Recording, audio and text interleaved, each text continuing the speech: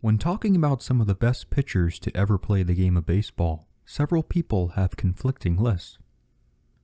Whether this is because they hold a grudge on a player, they played for a rival team, or because they thought they were paid too much money, listing the greatest pitchers can get heated and lead to disagreement.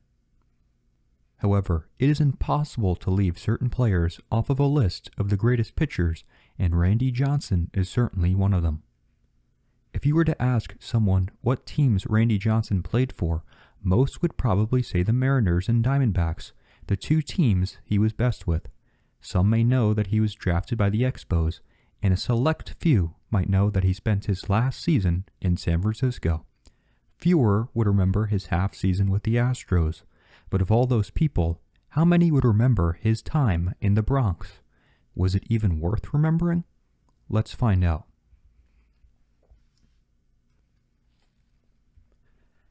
Randy Johnson was drafted in the second round of the 1985 MLB draft by the Montreal Expos. Johnson came out of USC, where he had done well but had control issues. His issues with control would take a while to sort out, and the Expos were not in the mood to wait. After making his major league debut with the Expos in 1988, he would be traded to the Seattle Mariners in 1989. From 1990 to 1992, Randy continued to work on his craft and fix his lingering control issues. He showed promise early as he pitched a no-hitter for the Mariners in 1990, as well as making the All-Star team the same year. Despite having a high number of strikeouts, leading the AL in 1992, Johnson continued to throw the ball all over the place. From 90 to 92, Johnson led the league in walks allowed and in hit batsmen from 92 to 93. Aside from being 6 feet 10 inches tall, Johnson's 100-plus mile-an-hour fastball and lack of control made him one of the most feared players in all of baseball.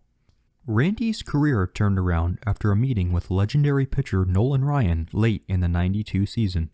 Nolan suggested that Randy land on the ball of his foot instead of his heel, and with that small adjustment, Randy started to become much more consistent and even more dangerous. Using Nolan's advice, Randy took his career to an elite level and was a whole new player. In 93, he led the AL with 308 strikeouts, in a strike-shortened 94 with 204, and in 95 with 294. His 1995 season would be his best season yet, where he went 18-2 with a 2.48 ERA. 95 would end with Randy winning his first Cy Young Award.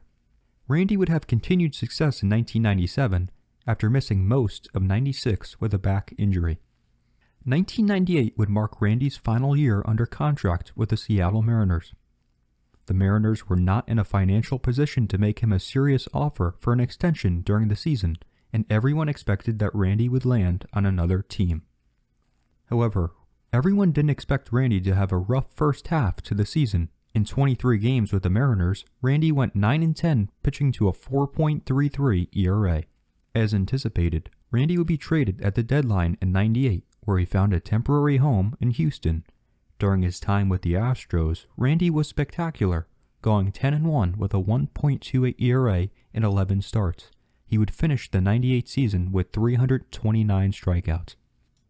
During the 98 offseason, Randy would sign a 4-year, $53 million contract with the Arizona Diamondbacks. Johnson entered the best stretch of his career during this time, winning 4 consecutive Cy Youngs in a row, while also winning World Series MVP in 2001. Many agree that this was the greatest and most cost-productive free agent signing of all time. Johnson would stay an additional 2 years in Arizona after the initial 4-year contract, where he threw a perfect game at age 40 in 2004.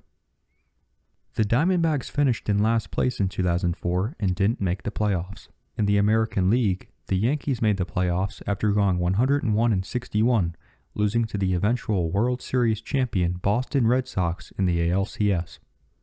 Many attributed the Yankees' loss to their lack of a strong pitching rotation, and their goal in the offseason was to fix it. In an effort to do so, the Yankees acquired 41-year-old Randy Johnson on January 6, 2005, in a trade with the Arizona Diamondbacks. With this news, Randy immediately became the ace on the biggest stage in all of baseball. He He was a 10-time All-Star, a 5-time Cy Young winner, and a surefire Hall of Famer. Fans marveled over Johnson's accolades and believed he was what they needed to bring the Yankees back to World Series champions. His first test would be on opening day against the team that ended the Yankees season just 1 year prior, the reigning World Series champions, the Boston Red Sox. Randy's opening day outing was just what the Yankees had anticipated when they signed him. Randy pitched 6 innings, allowing 1 run, 2 walks, and 5 hits. The Yankees' offense was able to put points on the board and push past the reigning champs 9-2. The next 3 games wouldn't go so well for Randy, where he let up 5 runs on April 9th, 5 runs on April 14th, and 6 runs on April 19th.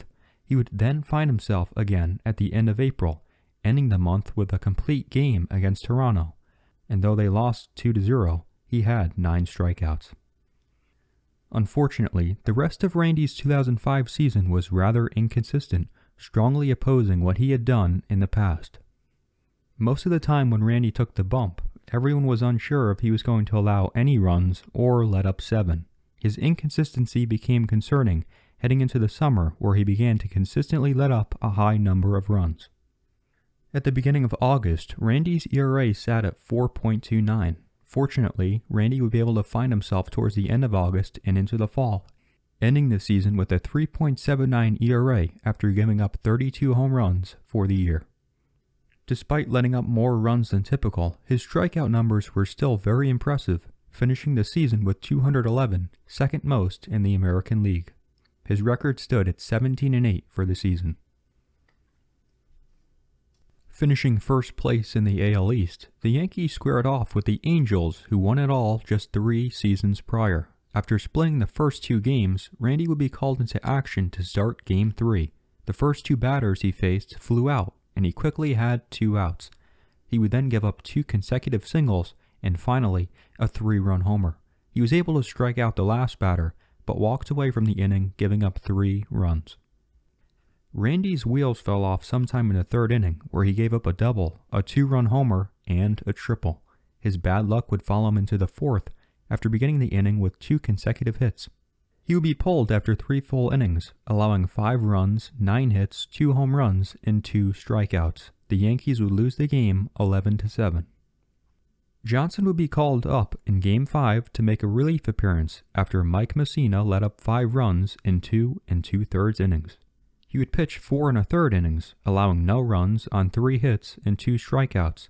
The Yankees would lose to the Angels 5-3, ending their season.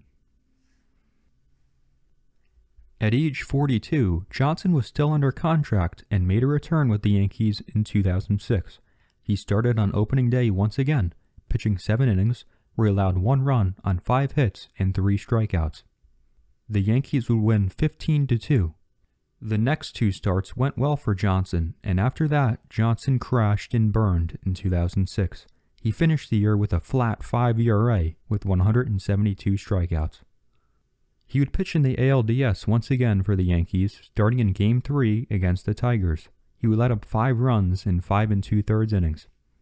This would be his last postseason appearance ever and his final game as a New York Yankee after he was traded back to the Diamondbacks in early January. Johnson's poor performance in 2006 was later to be linked to a herniated disc in his back, an injury he found out about after the end of the season, though he dealt with stiffness through the entirety. Randy's time in New York was interesting, and though his 2006 season was far from great, his 2005 season was nothing to look down upon. Johnson came into New York at 41 and became the Yankees' ace and had the second most strikeouts in the American League.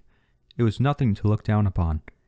No matter how his time went in New York, Randy will always be one of the most legendary pitchers of all time. His size, the fear that he put into opposing batters, and his longevity is unmatched. Randy would retire in January of 2010 at 46 years old. He would become a first-ballot Hall of Famer, being inducted in 2015. The big unit will never be forgotten.